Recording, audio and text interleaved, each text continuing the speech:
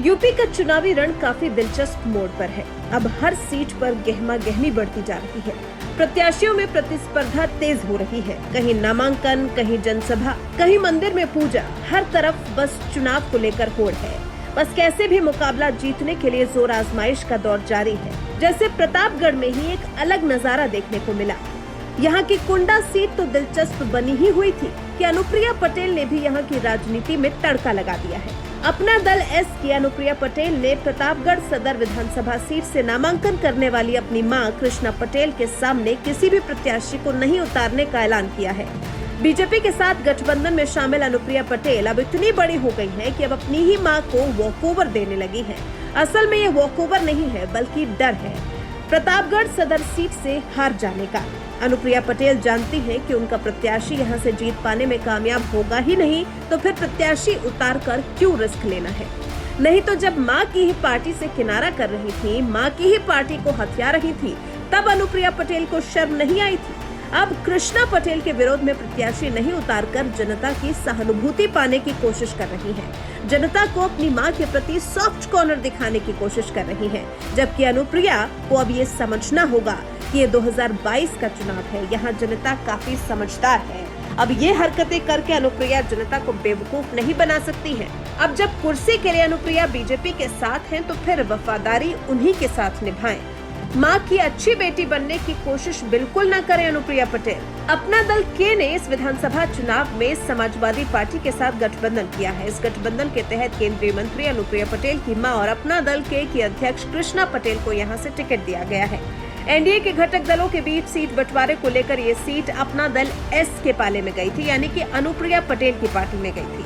मां के चुनावी मैदान में उतरने से सोनेलाल पटेल के परिवार में विवाद बढ़ने की आशंका थी, तो मंगलवार को जब कृष्णा पटेल ने यहां से नामांकन भरा, तो बीजेपी की सहयोगी पार्टी अपना दल एस ने ये सीट बीजेपी को देनी चाहिए।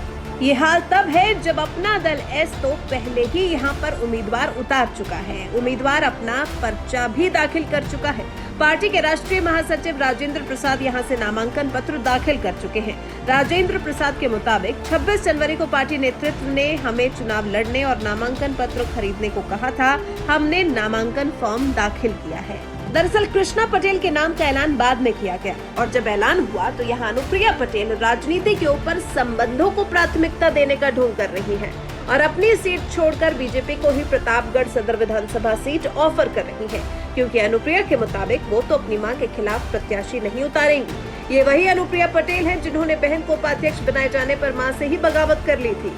आपको याद हो तो साल 2014 की ये बात है, जब अपना दल के अध्यक्ष कृष्णा पटेल ने पल्लवी को पार्टी का उपाध्यक्ष बना दिया था, जिससे उनकी छोटी बेटी अनुप्रिया पटेल को परेशानी हो गई थी। अनुप्रिया का आरोप था कि पार्टी के संविधान में उपाध्यक्ष का कोई पद ही नहीं है, इसलिए पल्लवी का पद असंवैधानिक है। उसके बाद से ही पार्टी में अनुप्रिया और कृष्णा पटेल गुट में विवाद बढ़ता चला गया। मामला चुनाव आयोग तक भी पहुंच गया था और साल 2016 में वो वक्त भी आया जब पार्टी दो धड़ों में बंट गई। और उसके बाद मौजूदा राजनीति में अपना दल का हाल कुछ ऐसा है कि एक धड़ बीजेपी के साथ है तो दूसरे धड़ को अखिलेश का साथ मिला है। अनुप्रिया पटेल और उनके पति आशीष पटेल के गुट वाले धड़े की पार्टी अपना दल सोनेलाल है, वहीं कृष्णा और पल्लवी पटेल वाले धड़े की पार्टी अपना दल कमेरा वाली है। अनुप्रिया पटेल बीजेपी के साथ है तो वहीं कृष्णा पटेल अखिलेश के साथ है। जहां तक पल्लवी की बात है तो 2017 तक वो पार्टी की उपाध्यक्ष रही। इस वक्त वो पार्टी की राष्ट्रीय कार्यवाहक है और उन्हें केशव प्रसाद मौर्य के खिलाफ सिराथू विधानसभा सीट से प्रत्याशी बनाया गया है। देखते हैं अब अनुप्रिया पटेल अपनी मां कृष्णा पटेल के खिलाफ प्रत्याशी न उतारकर जो माइलेज लेना चाहती हैं वो उन्हें मिलता भी है या नहीं, या फिर जनता इनकी चाल समझकर इन्हें इनकी ही चाल में मात दे देती है। वैसे आपके इस बारे में क्या विचार हैं? अपनी राय हमारे साथ जरूर साझा करें।